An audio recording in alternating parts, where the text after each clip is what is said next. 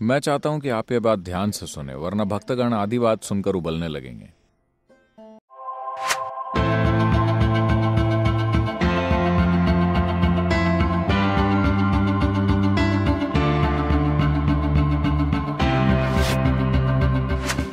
ऐसे बहुत कम लोग हैं जो किसी भी परिस्थिति में वैसे ही रहेंगे जैसे वो हैं। मैं किसी और शहर में था जिसका नाम भी न से शुरू होता है। मैं आंध्र प्रदेश के नेल्लोर शहर में बात कर रहा था, स्कूल स्टूडेंट्स के एक बड़े समूह से। फिर मैंने कहा कि कोई सवाल हो तो पूछिए। एक 14 साल की लड़की ने खड़े होकर पूछा, सदगुरु, कहते हैं कि राम अयोध्या से श्रीलंका तक पैदल गए थे। क्या यह प्रैक्टिकल है कि कोई अयोध्या से श्रीलंका तक पैदल चल के जाए, या यह सिर्फ एक कहानी है? मैंने उसे देखकर कहा, देखो, तुम अभी छोटी बच्ची हो। कुछ सालों बाद तुम एक पति खोज लोगी। जब तुम्हें पति मिलेगा तो क्या तुम ऐसा पति चाहोगी जो मान लो कि तुम कहीं खो गई, वो अंतिम छोर तक तुम्हें ढूंढने जाएगा, या ऐसा जो ये सोचे कि ये प्रैक्टिकल नहीं है और अपने पड़ोस में ही कोई प्रैक्टिकल सॉल्यूशन ढूंढ ले? तुम्हें कैसा पति चाहिए? एक छोटी सी बच्ची भी जानती है कि उसे कैसा पति चाहिए। ना मैं ये प्रश्न इसीलिए बीच में ला रहा हूं क्योंकि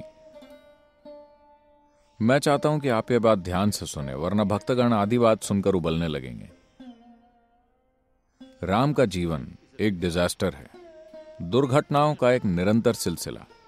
उनका जन्म एक राजकुमार के रूप में हुआ, भावी राजा के रूप में राज्य अभिषेक हुआ। हाल ही में उनकी शादी अपनी युवा पत्नी से हुई, लेकिन कुछ राजनीतिक कारणों से वो जंगल पहुंच जाते हैं। लिविंग इन द जंगल, जंगल में रहना, शायद आपके कुछ टीवी सीरियल इसे बड़े रोमांटिक जीवन जैसा दिखाते हो। ओके। जंगल में रहना कोई रोमांटिक अनुभव नहीं है, मेरा यकीन कीजिए। मैं खुद अकेले कई हफ्तों तक जंगल में अकेला रहा हूं। जंगल में जो मिला उसी से पेट भरकर।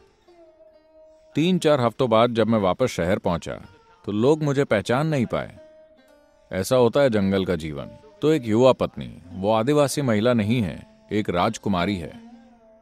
उनके साथ जंगल में रहना कोई रोमांस भरा जीवन नहीं, बल्कि बहुत कठिन जीवन है।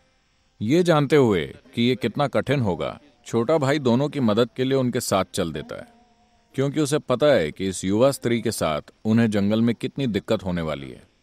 फिर जैसे उतना ही काफी नहीं था, उनकी पत्नी का अपहरण हो जाता है। श्रीलंका।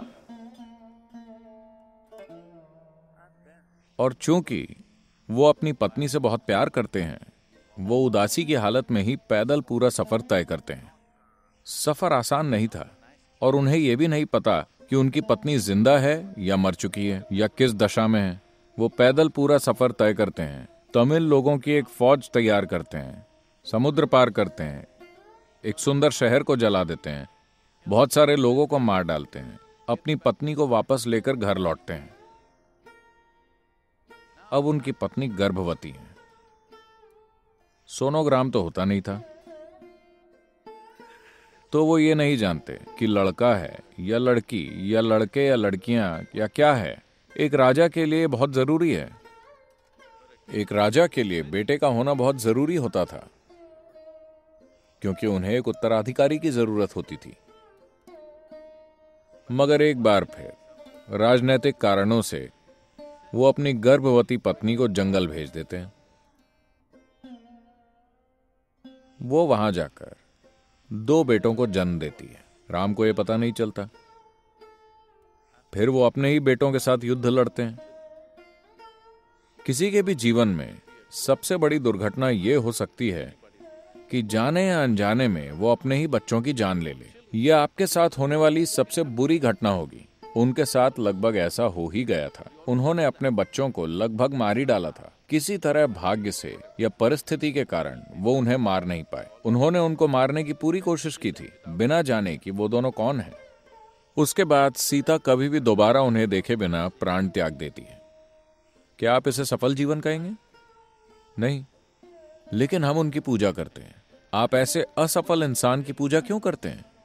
क्योंकि चाहे जो भी दुर्घटना हुई हो, उस इंसान ने कभी गुस्सा नहीं किया, कभी नफरत नहीं की, उन्होंने कभी अपना संयम नहीं खोया, उन्होंने अपना संतुलन 100% बनाए रखा, उन्होंने अपने जीवन के सिद्धांतों और मूल्यों का त्याग कभी नहीं किया।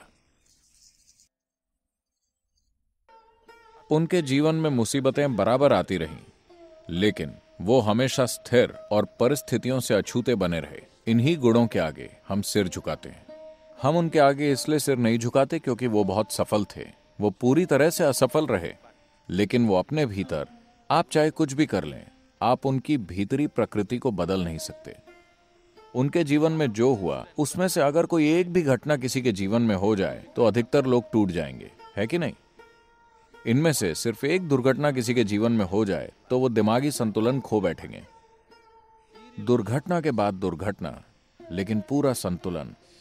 We are bowing down to that quality because this is inner management. हम उसी गुण के सामने सिर झुका रहे हैं क्योंकि यही इनर मैनेजमेंट है। अगर आप बाहर दुनिया में जाकर कुछ करना चाहते हैं तो दुनिया आपके ऊपर क्या फेंकेगी, इस पर आपका कोई कंट्रोल नहीं होता। लेकिन आप उससे क्या बनाते हैं, वो 100% आपका है।